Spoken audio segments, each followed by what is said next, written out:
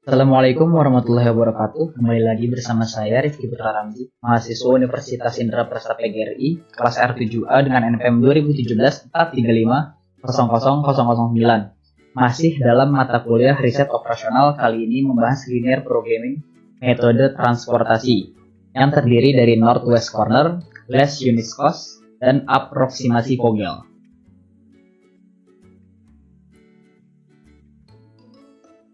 Di sini ada contoh kasus. Contoh kasusnya ini sudah ada di dalam tabel ya. Nah, di sini kita baca dulu keterangan-keterangannya. D besar ini adalah D capital destination yang ini. Lalu S besar ini adalah source, S kecil ini adalah supply, dan D itu adalah demand. Jadi S1-nya itu terdiri dari 2, 3, 1, S2 terdiri dari 5, 4, 8, S3 itu terdiri dari 5, 4, dan 6. Nah, source-nya dari S1 itu adalah 10, source dari S2 itu adalah 35, source dari S3 itu adalah 25. Nah, sekarang dari D1 itu adalah ada 2, 5, 5, D2, 3, 4, 6, D3, 1, 8, 8. Dengan demand dari D1 itu 20, demand D2, 25, demand D3 adalah 25. Metode yang pertama adalah metode northwest corner. Nah, metode ini merupakan metode untuk menyusun tabel awal dengan cara mengalokasikan distribusi barang mulai dari sel yang terletak pada sudut paling kiri atas. Nah, aturannya itu adalah pengisian sel atau kotak dimulai dari ujung kiri atas. Jadi, dimulai dari sini ya. Nah, alokasi jumlah maksimum atau terbesar sesuai syarat sehingga layak untuk memenuhi permintaan. Lalu yang ketiga, bergerak ke kotak sebelah kanan bila masih terdapat supply yang cukup. Kalau tidak, bergerak ke kotak di bawahnya sesuai demand. Bergerak terus hingga supply habis dan demand terpenuhi. Nah, yang pertama berarti kita hitung dari sini ya. Ini kan 2 nih. Berarti kita mulai dari sini. Supply-nya itu ada 10 dan demand-nya ini 20. Nah, jadi kita menghabiskan yang minimumnya supply-nya dulu. Jadi kan di sini cuma ada 10. Jadi kita di sininya 10. Nah, otomatis berarti di sininya 10-nya dicoret. Jadi sudah habis ya supply-nya. Nah, jadi sisa 0. Nah, demand-nya kan 20. Karena ini tadi sudah ada nilainya 10, maka ini 20-nya diambil 10. Jadi sisa 10. Nah, kan ini udah habis kan supply-nya. Berarti otomatis yang ada di baris S1 ini semuanya sudah 0 karena sudah tidak bisa dihitung. Karena di supply di S1 ini sudah habis. Maka di 3 dan 1 ini nilainya sudah menjadi 0.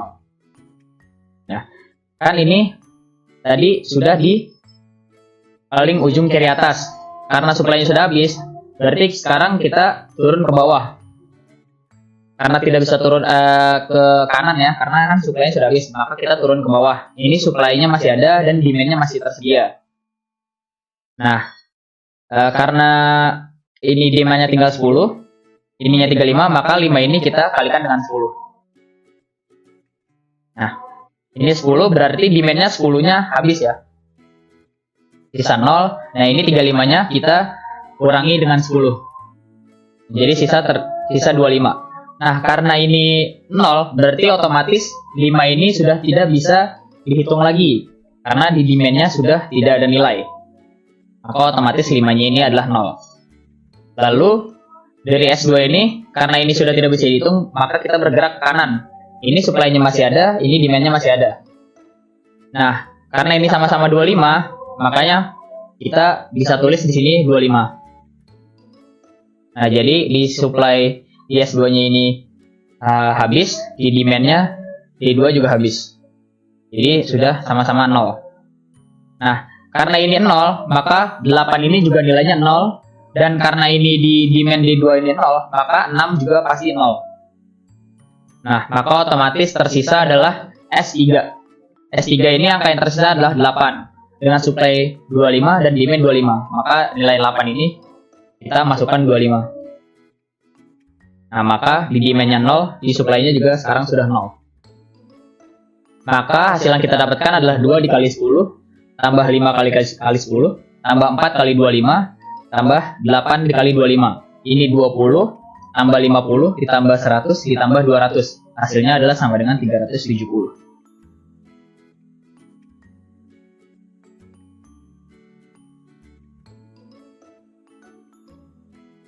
Metode yang kedua adalah metode list unit cost, yaitu merupakan metode untuk menyusun tabel awal dengan cara pengalokasian distribusi barang dari sumber ke tujuan mulai dari sel yang memiliki biaya distribusi terkecil. Nah, jadi dari ini nih, dari angka-angka ini nih, kecuali supply dan demand, nah dicari angka yang paling terkecil di per tiap barisnya. Nah, aturannya adalah pilih sel yang biayanya terkecil, sesuaikan dengan permintaan dan kapasitas, pilih sel yang biayanya satu tingkat lebih besar dari sel pertama yang dipilih, sesuaikan kembali, cari total biaya. Nah, yang pertama ini baris S1, yang paling kecilnya ini kan 1, berarti di sini kita masukkan 10. Berarti ini dicoret ya. Berarti ini sisa 0. Ini dikurang 10 berarti sisa 15.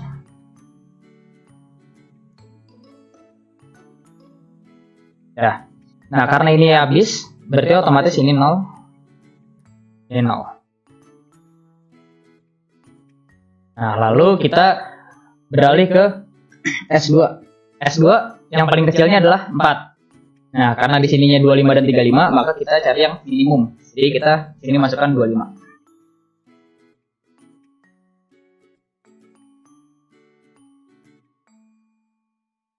Nah, di sini habis kan? Red 0. Berarti di sini otomatis 0. Di sininya tersisa 10. Nah, selanjutnya kita beralih ke baris yang S3.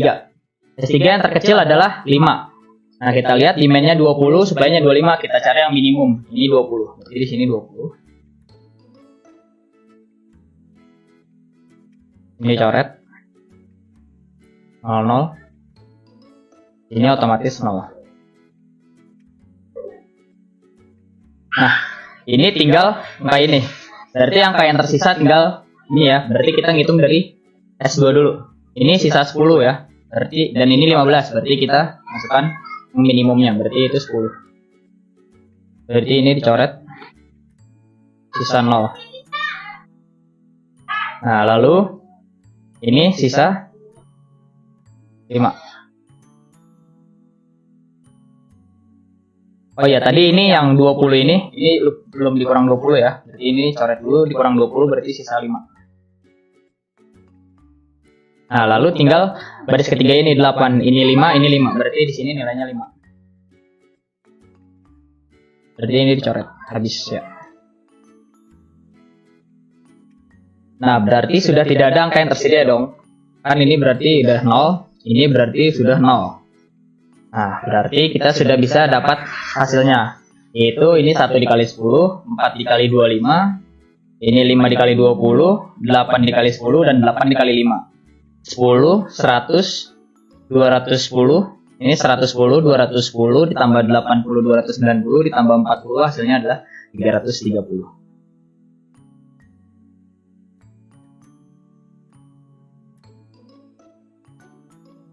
Metode yang ketiga adalah metode aproksimasi Vogel. Nah, prosedur pemecahannya itu adalah yang pertama, hitung perbedaan antara dua biaya terkecil dari setiap baris dan kolom. Yang kedua adalah pilih baris atau kolom dengan nilai selisih terbesar, lalu beri tanda kurung. Jika nilai pada baris atau kolom adalah sama, pilih yang dapat memindahkan barang paling banyak. Yang ketiga adalah dari baris atau kolom yang dipilih pada prosedur pemecahan nomor 2, tentukan jumlah barang yang bisa terangkut dengan memperhatikan pembatasan yang berlaku bagi baris atau kolomnya serta sel dengan biaya terkecil. Yang keempat adalah hapus baris atau kolom yang sudah memenuhi syarat sebelumnya, artinya supaya telah dapat terpenuhi. Yang kelima adalah ulangi langkah 1-4 hingga semua alokasi terpenuhi. Nah, jadi yang pertama-tama adalah kita dari baris-barisnya ini dan kolom-kolomnya ini nih, kita cari nilai selisihnya dari biaya terkecil. Nah, angka terkecil ini kan 1 sama 2, berarti selisih 2 dikurang 1 sama dengan 1. Ini 4 sama 5, berarti 5 kurang 4, 1. Ini 6 dan 5, angka terkecilnya berarti 6 kurang 5, 1. Nah, dari kolom ini angka terkecilnya adalah 2 dan 5, berarti 5 kurang 2, 3. Ini 4 dan 3, jadi 4 kurang 3, 1. Nah, ini angka terkecilnya 8, 1. Jadi 8 kurang 1, 7. Nah, dari indeks-indeks ini kita cari nilai yang paling besar. Nah, nilai yang paling besar ini kan adalah 7. Berarti kita menghitungnya dari kolom D3 ini. Nah, kita cari angka yang paling kecil. Angka yang paling kecil ini kan 1, berarti kita ngitungnya dari 1. 1 itu adalah supply-nya 10. Nah, demand-nya ini 25. Maka di sini otomatis sudah 10. Nah, di supply-nya ini kita hapus, kita coret jadi 0. Nah, di 25 ini kita kurangi 10 jadi sisa 15. Nah, karena ini supply-nya sudah 0, maka otomatis di D2 dan D1 di baris S1 ini, 3 dan 2-nya ini sudah otomatis nilainya 0. Nah, sekarang kita hitung lagi. Karena di supply ini sudah 0, maka otomatis indeks dari baris S1 ini sudah tidak dapat dihitung lagi. Maka otomatis 0. Nah, ini artinya sudah terpenuhi ya. Nah, sekarang kita hitung lagi indeks-indeksnya dari S2, 5 dan masih 5 dan 4. Berarti 1, 6 dan 5, 1. Ini karena 2-nya sudah 0, maka sudah tidak bisa dihitung untuk menjadi nilai indeks lagi ya. Jadi 5 dan 5, maka 0 hasilnya. Ini 3 sudah tidak bisa, jadi 6 sama 4, 2. Ini 1 juga sudah tidak bisa, maka 8 dan 8. Hasilnya 0. Maka yang paling besar di antara semuanya adalah yang ini, 2. Maka sekarang kita hitung di kolom D2. Nah, kita lihat nilai biaya terkecilnya adalah 4. Maka otomatis 4 ini kita hitung ya. Nah, demand-nya ini 25, supply-nya ini 35. Berarti kita cari yang nilai paling minimum adalah 25. Berarti 4-nya ini kita isi 25. Nah, otomatis di demand-nya ini 25 jadi 0 dan 35-nya ini dikurang 25 berarti sisa 10. Nah, sudah ya. Nah, karena ini 0, otomatis di 6-nya ini sudah tidak bisa dihitung lagi. Jadi otomatis 6 ini adalah 0. Nah, sekarang kita dapat lagi di kolom D2 ini bahwa ini sudah terpenuhi ya, sama seperti S1. Maka sekarang kita lanjutkan perulangan perhitungan lagi dengan mulai dari indeksnya. Berarti sekarang kita mulai dari S2-nya ini adalah sisa 8 dengan 5, 3. Ini juga sisa 8 dan 5, 3. Ini masih 5 sama 5 ya, 0. Dan ini 8 dan 8, 0. Maka yang paling besar itu kan angkanya ini. Karena sama-sama 3, kita pilih yang paling atas saja. Nah, di S2 ini yang paling kecil adalah 5. Nah, supply-nya 10, demand-nya 20. Kita cari yang minimum, otomatis 10 kan. Nah, maka di sini kita taruh nilainya 10. Nah, otomatis supply-nya ini 10 dikurang 10 jadi 0 dan 20 dikurang 10 hasilnya sudah dikurang 10 jadi tinggal 10. Ini jadi 0. Ini jadi 10. Nah, otomatis karena ini 0, nilai 8-nya ini sudah jadi 0. Nah, sekarang kita sudah dapat lagi baris baru, yaitu di baris S2 ini sudah terpenuhi. Jadi ada baris S1, S2, dan D2 ini, kolom D2 yang sudah terpenuhi. Nah, sekarang kita hitung lagi seperti awal dengan mencari indeksnya. Karena ini sudah tidak ada yang bisa dikurang, maka kita hitung saja yang masih bisa dihitung untuk perhitungan indeks, yaitu di baris S3. Ini masih ada terdapat 8 dan 5. Jadi 8 dikurang 5 adalah 3. Jadi di baris S3 kita ngitungnya ya. Nah, antara 8 dan 5 adalah yang paling kecil adalah 5. Nah, jadi sekarang kita lihat supply dan demand-nya. Yang paling minimum itu antara 10 dan 25 itu kan 10. Nah, berarti di sini kita masukkan 10 angkanya. Berarti 5, 10. Nah, otomatis ini 10-nya menjadi 0, ini 25 dikurang 10 menjadi 15. Nah, sekarang kita sudah dapat lagi nilai yang terpenuhi itu adalah di baris D1 ini, 0. Nah, karena sudah tidak ada angka lagi yang tersisa, hanya angka 8 yang di kolom D3 dan di baris S3 ini, maka perhitungan terakhir ada terdapat di angka 8 ini. Karena supply-nya 15 dan demand-nya 15, jadi otomatis nilai 8 ini adalah 15. Jadi 15 dan 15 ini sudah tidak ada nilainya, jadi udah 0. Jadi semuanya ini sudah terpenuhi. Nah, jadi nilai yang bisa kita dapat ini adalah 1 dikali 10, 4 dikali 25, 5 dikali 10, 5 dikali 10, dan 8 dikali 15. Ini 10 ditambah 100, 110, ditambah 50, berarti 160, ditambah 50, 210, 210, ditambah 120, hasilnya adalah 330. Yes, sekian penjelasan dari saya, kurang lebihnya mohon maaf. Assalamualaikum warahmatullahi wabarakatuh. Assalamualaikum warahmatullahi wabarakatuh. Kembali lagi dengan saya Putra Muhammad Arafli, NPM 2017-435-00002. Di sini saya akan menjelaskan tentang linear programming metode transportasi, yaitu terdiri dari node west corner, unit cost, dan aproksimasi Vogel.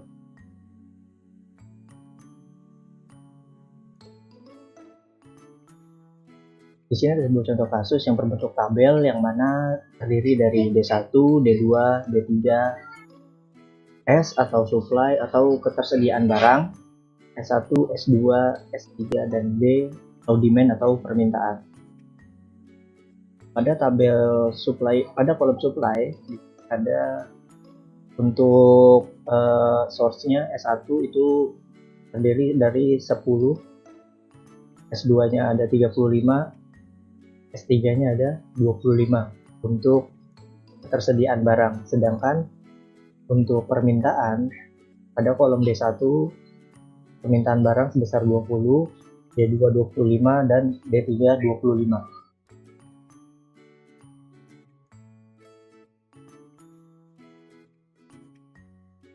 Di sini kita akan menyelesaikan contoh kasus dengan metode Northwest Corner atau merupakan metode untuk menyusun tabel awal dengan cara mengalokasikan distribusi barang melalui dari sel yang terletak pada sudut paling kiri atas. Aturan-aturannya yang pertama mengisi sel atau kotak dimulai dari paling kiri atas. Yang kedua, alokasikan jumlah maksimum sesuai syarat sehingga layak untuk memenuhi permintaan. Yang ketiga itu bergerak ke kotak sebelah kanan bila masih terdapat supply yang cukup. Kalau tidak, bergerak ke kotak di bawahnya sesuai demand.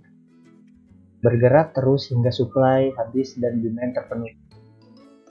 Langsung saja di sini kita akan mulai pada kiri atas, yaitu D1, kolom D1 dan baris S1, 2. Ini kita lihat supply dan demand-nya. Kita cari di antara supply dan demand ini angka terkecil.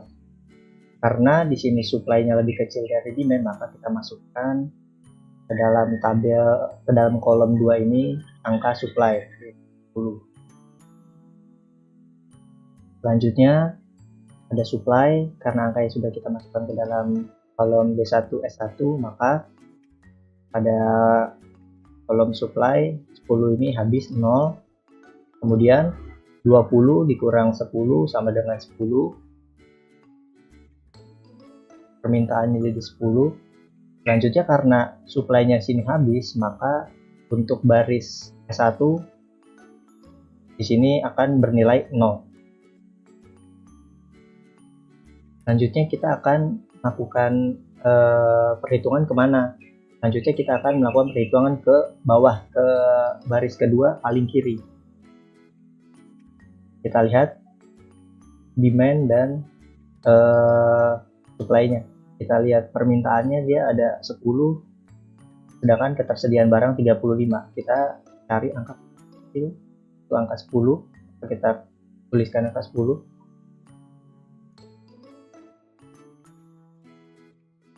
Maka di sini kan habis 0. Kemudian di sini 35 dikurang 10 jadi 25. Karena demand-nya habis, maka pada kolom D1 ini pada baris S3 bernilai 0. Selanjutnya kita akan mencari kemana, karena pada kolom supply-nya masih terdapat ketersediaan barang, maka kita akan mencarinya ke kanan sekarang pada kolom D2 dan baris S2. Kita lihat permintaan barang dan ketersediaan barangnya. Karena di sini masing-masing 25, maka kita tuliskan ini ketersediaan barangnya 25. Berarti di sini habis jadi sisa 0. Dan 25 kurang 25, 0 habis.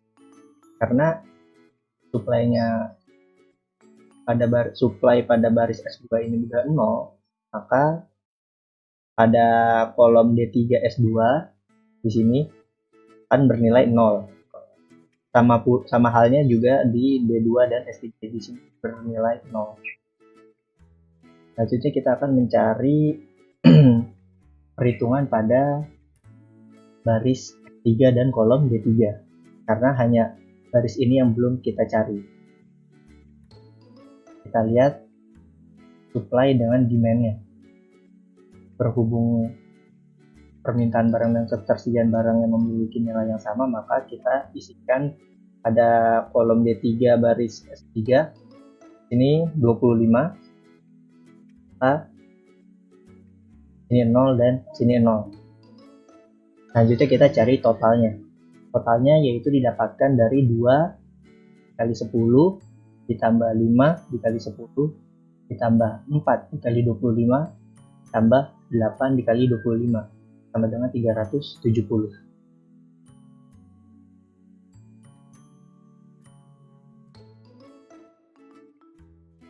Selanjutnya yaitu kita akan menyelesaikan contoh kasus dengan metode least unit cost, yaitu merupakan metode untuk menyusun tabel awal dengan cara pengalokasian distribusi barang dari sumber ke tujuan mulai dari sel yang memiliki biaya distribusi terkecil. Aturannya yaitu yang pertama pilih sel yang biayanya terkecil, yang kedua sesuaikan dengan permintaan dan kapasitas, yang ketiga pilih sel yang biayanya satu besar dan sel pertama yang dipilih, yang keempat sesuaikan kembali dari total biaya. Langsung saja, yaitu kita lihat pada baris S1. Ini kita lihat biaya terkecilnya yang mana di antara 2, 3, dan 1. Itu merupakan angka 1 pada kolom D3 baris S1. Selanjutnya kita lihat supply dan demand-nya. Kita lihat ketersediaan barang dan permintaan, kita lihat. Hanya yang kecil yang mana? 10 dan 25. Karena nilai supply-nya lebih kecil, maka kita masukkan angka 10 ke dalam kolom D3 baris S1. Itu angka 1 ini kita masukkan angka 10. Selanjutnya, karena angka 10 sudah kita masukkan ke dalam kolom D3 baris S1, maka disuplai di sini bernilai 0. Selanjutnya, di permintaan 25 dikurang 10 jadi 15. Karena di supply ini sudah 0, maka pada baris S1 di sini akan bernilai 0. Selanjutnya kita beralih ke baris S2. Karena baris S1 sudah kita hitung di masing-masing kolomnya. Selanjutnya kita pindah ke S2, baris 2. Di sini kita lihat biaya terkecilnya itu yang mana di antara 5, 4, dan 8. Biaya terkecilnya itu terdapat pada kolom D2 dan 2, yaitu angka 4. Kemudian kita lihat permintaan dan supply-nya. Karena di sini permintaannya 25 lebih kecil dari 35, maka kita masukkan angka 25 ke dalam kolom D2 baris S2. Selanjutnya, karena kita telah masukkan angka 25 ke dalam kolom D2 baris S2, maka di permintaan di sini menjadi 0. Selanjutnya, kita kurangkan dari ketersediaan barang atau supply-nya, 35 dikurang 25 menjadi 10. Karena pada permintaan ini sudah 0, maka pada kolom D2 maka di sini bernilai 0. Untuk kolom D2 baris S3 ini bernilai 0. Selanjutnya kita lihat, karena di sini supply-nya masih tersedia, berarti kita lihat nilai terkecil selanjutnya pada baris S2 antara 5 dan 8. Kita lihat yang lebih kecil itu angka 5. Selanjutnya kita lihat nilai supply dan nilai permintaan atau demand. Karena nilai 10 lebih kecil dari 20, maka pada kolom D1 baris S2 yang kelima ini kita masukkan angka 10. Selanjutnya di sini kita hilangkan jadi 0. Kemudian dari permintaan ini kita kurangkan dengan kolom D1 baris S2 yaitu 10. 20 dikurang 10 jadi 10. Karena supply pada baris S2 ini sudah 0, maka untuk kolom D3 baris S2 di sini ini bernilai 0. Selanjutnya, kita akan hitung pada baris S3. Kita lihat antara 5 dengan 8. Kita lihat nilai yang terkecil itu adalah 5. Kita lihat selanjutnya demand dan supply-nya. Angka terkecil yaitu angka 10. Kita masukkan di sini angka 10.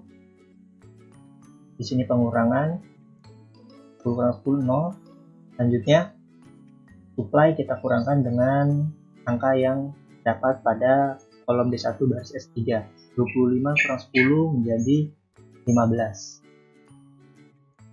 Selanjutnya, karena di sini supply-nya masih ada, belum habis, selanjutnya kita cari nilai berikutnya pada baris S3. Karena di baris S3 ini tinggal angka 8 yang belum dihitung, maka kita akan hitung pada kolom D3 baris S3. Berhubung demand dan supply-nya sama 15, maka kita masukkan untuk kolom D3 baris S3 ini 15. Kemudian kita kurangkan dari supply-nya, 15 kurang 15, 0. Selanjutnya kita mencari total biayanya. Total biaya didapatkan dari 1 kali 10 ditambah 4 dikali 25 ditambah 5 dikali 10 tambah 5 dikali 10 tambah 8 dikali 15 dengan total 330.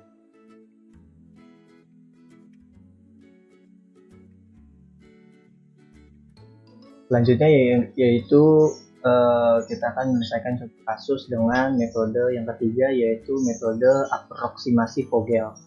Prosedur pemecahannya yaitu yang pertama, hitung perbedaan antara dua biaya kecil dari setiap baris dan kolom. Yang kedua, pilih baris atau kolom dengan nilai selisih terbesar, lalu beri tanda kurung atau kita beri tanda. Jika nilai pada baris atau kolom adalah sama, pilih yang dapat memindahkan barang lebih banyak. Yang ketiga, dari baris atau kolom yang dipilih pada langkah kedua, tentukan jumlah barang yang bisa diangkut dengan memperhatikan pembatasan yang diberlakukan bagi baris atau kolomnya, serta sel dengan biaya terkecil. Yang keempat yaitu hapus baris atau kolom yang sudah memenuhi syarat sebelumnya. Artinya supply telah dapat terpenuhi. Langkah kelima yaitu ulangi langkah 1 sampai 4 hingga semua lokasi terpenuhi. Langsung saja yang pertama kita melakukan kita di sini mencari indeks ya, isi dari masing-masing baris dan kolom. Ini kita mulai dari baris S1. Ini ada indeks 2 dikurang 1 5 dikurang 4 1, 6 dikurang 5, 1. Kemudian kita mencari indeks pada masing-masing kolom. Untuk kolom D1, 5 dikurang 2 sama dengan 3, 4 dikurang 3 sama dengan 1, 8 dikurang sama dengan 7. Karena pada indeks kolom D3 ini memiliki selisih paling besar, maka kita akan menghitung pada kolom D3 ini. Selanjutnya kita lihat pada kolom D3 ini mempunyai nilai paling kecil pada baris yang mana, yaitu terdapat pada kolom D3 baris S1 memiliki nilai 1. Setelah kita menentukan kolom mana yang akan kita hitung, selanjutnya kita lihat supply dan demand-nya. Kita lihat angka terkecilnya yaitu terdapat pada supply. Jadi kita masukkan di sini angka 10. Maka di supply ini habis 0. Ini kita akan melakukan pengurangan 25 dikurang 10 menjadi 15. Karena supply-nya di sini 0, maka untuk baris S1 pada kolom D1 dan kolom D2 maka di sini bernilai 0. Setelah kita melakukan perhitungan pada baris 1, selanjutnya kita mencari lagi indeks yang selanjutnya, yaitu kita mulai dari kolom D1 terlebih dahulu. 5 dikurang 5 sama dengan 0, 6 dikurang 4 sama dengan 2, 8 dikurang 8 sama dengan 0. Selanjutnya kita mencari indeks pada baris 2 S2, yaitu angka terkecilnya 5 dikurang 4. 6 dikurang 5 sama dengan 1. Di sini kita bisa lihat bahwa nilai indeks yang memiliki selisih terbesar yaitu pada kolom D2. Jadi kita akan menghitung pada kolom D2. Kita lihat antara 6 dan 4, nilai mana yang nilai paling kecil, yaitu nilai 4 merupakan nilai yang terkecil. Selanjutnya kita lihat pada nilai supply dan nilai demand. Kita lihat angka mana yang kecil antara permintaan dengan ketersediaan barang. 25 lebih kecil dari 35. Tuliskan pada kolom D2 baris S2, kita tuliskan angka 25. Selanjutnya, karena kita sudah menuliskan angka 25, berarti pada baris demand ini 25-nya habis 0. Selanjutnya, kita pengurangan supply 35 dikurang 25, 10. Karena pada kolom D2 ini yang demand sudah 0, maka untuk kolom kedua, khususnya untuk kolom D2 baris S3 di sini bernilai 0. Selanjutnya kita akan mencari indeks yang ketiga, yaitu kita akan memulai dari baris S2 terlebih dahulu, yaitu 8 dikurang 5 sama dengan 3, 8 kurang 5 sama dengan 3 untuk baris S3 nya. Kemudian untuk kolom D1 nya 5 dikurang 5. Selanjutnya untuk kolom D3 8 dikurang 3 sama dengan 0. Karena pada baris S2 dan S3 ini dengan selisih yang sama besarnya yaitu 3, maka kita akan mengambil perhitungan pada baris S2 terlebih dahulu. Kita lihat pada baris S2 angka mana yang selisihnya paling kecil antara 5 dan 8, yaitu angka 5 lebih kecil dari angka 8. Maka selanjutnya kita lihat dari supply dengan demand-nya. Kita lihat angka mana yang lebih kecil antara supply dengan demand-nya. Itu 10 lebih kecil dari 20, maka pada kolom D1 baris S2 kita ketikkan 10. Maka untuk supply ini habis 0. Selanjutnya 20 dikurang 10, 10 untuk demand-nya atau permintaannya. Selanjutnya karena supply pada baris S2 ini telah 0, maka untuk kolom D3 baris S2 yang ini maka bernilai 0 pula. Selanjutnya kita akan mencari nilai indeks keempat, yaitu kita akan mencari pada baris S3 yaitu 8 dikurang 5 sama dengan 3. Di sini untuk kolom D1 dan kolom D3 kenapa kita tidak indeksnya, karena tidak ada nilai pengurang antara kolom D1 baris S3 dan juga kolom D3 baris S3. Maka ini kita dapatkan yaitu indeks pada baris S3 yaitu dengan nilai 3. Selanjutnya kita lihat pada baris S3 angka 5 dengan 8, angka mana yang lebih kecil, yaitu angka 5. Selanjutnya kita lihat antara demand dan supply-nya. Kita lihat angka 10 lebih kecil dari 25, maka kita tuliskan 10 pada kolom D1 baris S3. Lalu berarti untuk demand kolom D1 di sini 0, bis. Selanjutnya 25 dikurang 10 itu sama dengan 15. Selanjutnya di sini kita mencari indeks kelima, karena di sini tinggal kolom D3 baris S3 aja yang belum kita hitung, maka kita hitung pada sel yang ini. Kita lihat, kita masukkan nilai demand-nya 15, maka di sini 0, supply-nya 15 kurang 15 sama dengan 0. Maka untuk total yaitu 1 dikali 10 ditambah 4 dikali 25 ditambah 5 dikali 10 ditambah 5 dikali 10 ditambah 8 dikali 15, maka hasilnya 330. Sekian penjelasan dari saya, kurang lebihnya mohon maaf. Wassalamualaikum warahmatullahi wabarakatuh.